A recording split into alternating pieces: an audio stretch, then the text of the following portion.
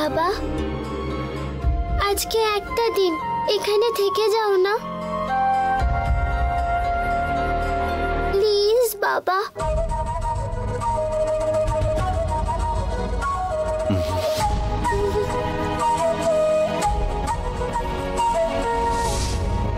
ঠিক আছে।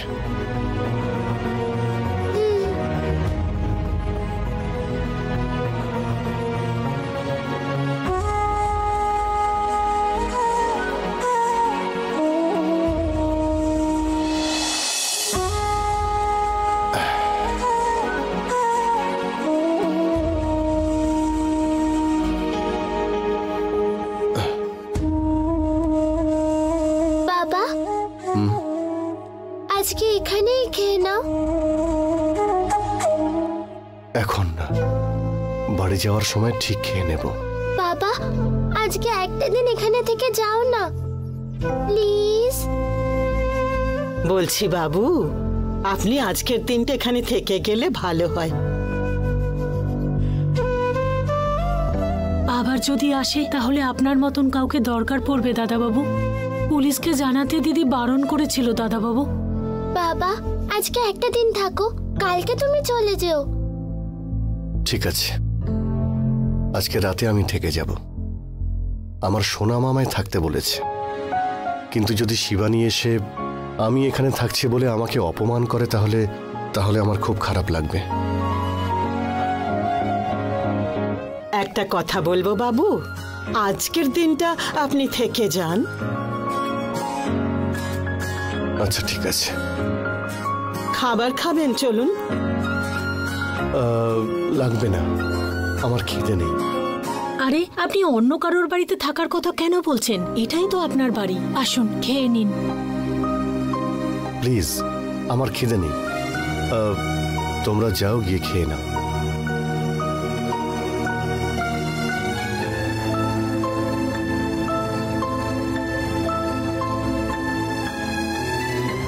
বাবা, আজকে কিন্তু তুমি এখানেই থেকো।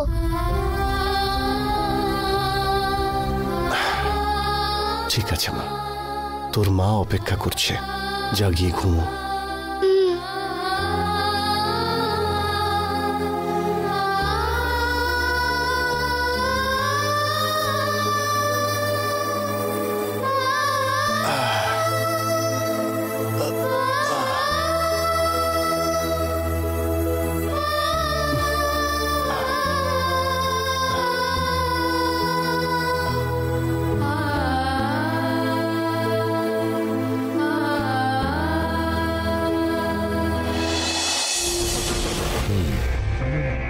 কাজটার কি আপডেট আছে রকি? এই অশোকটা মাঝে চলে এলো দাদা, নইলে ওই শিবানীর গল্প আমি শেষ করে দিতাম। আমি খুবই খুশি হয়েছিলাম দাদা, যে আমার বোনের খুন করেছে তার খুন আমি করতে চলেছি। মিস হয়ে গেল দাদা। আরে আজকেই তো মিস হয়েছে, সামনের কোনো একটা দিন আবার চান্স পাওয়া যাবে। কিন্তু যাই হয়ে যাক না কেন, ঠিক সময় দেখে ওর গল্পটা শেষ করতে হবে। যেই সময়ই হোক না কেন দাদা, আমি রেডি থাকবো। কথা বেশি ঘোরাস না, ডিরেক্ট বাড়ি যা। আর ওখান থেকে পালাবার সময় যেন তোকে কেউ ফলো না করতে পারে, খেয়াল রাখবি সেটার। ঠিক আছে দাদা, আসছি আমি। ঠিক আছে।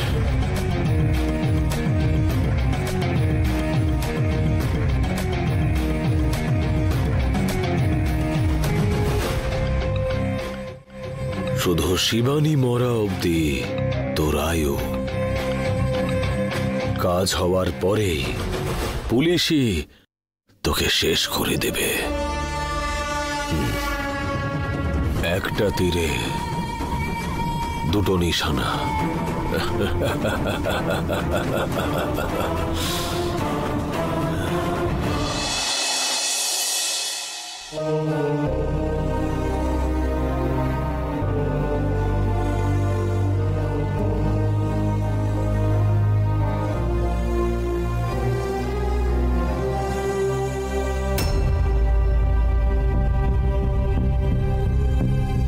কমলা মা, কমলা মা,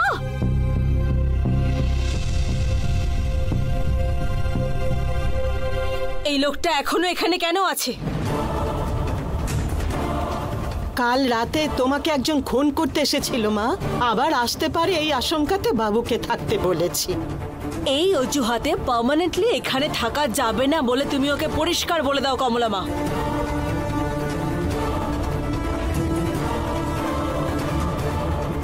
কে বলতে পারে কাল যে এসেছিল তাকে হয়তো এই আসতে বলেছিল।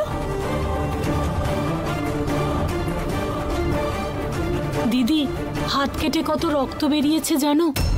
কয়েকজনের কাছে রক্তের মূল্যের থেকেও টাকার মূল্য অনেক বেশি। টাকার জন্য তারা সবকিছু করার জন্য একেবারে রেডি থাকে।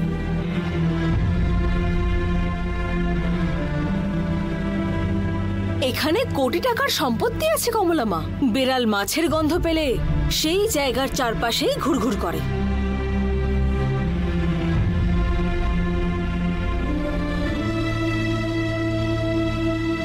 এই সবকিছু নাটক কমলা মা। এখন মুখ কোনটা মুখোশ কোনটা এত সহজে দেখে বোঝা যায় না, কারণ অভিনয়টা এতটাই ভালো করে সবাই।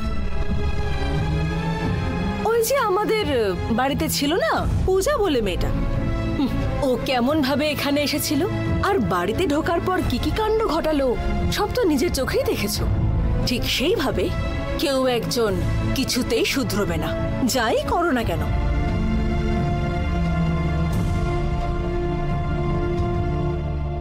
মানুষের থেকে নিকৃষ্ট আর নীচ প্রাণী গোটা পৃথিবীতে নেই।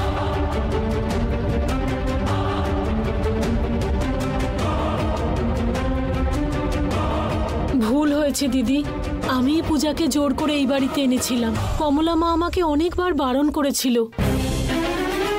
রূপা, আমি জানি এতে তোমার কোনো ভুল নেই। তুমি ওকে সাহায্য করবে বলেই ওকে বাড়ি নিয়ে এসেছিলে, এটা তোমার একটা ভালো গুণ। কিন্তু কিছু মানুষের জন্য তুমি যতই করো তারা চিরকালে অকৃতজ্ঞ থাকে।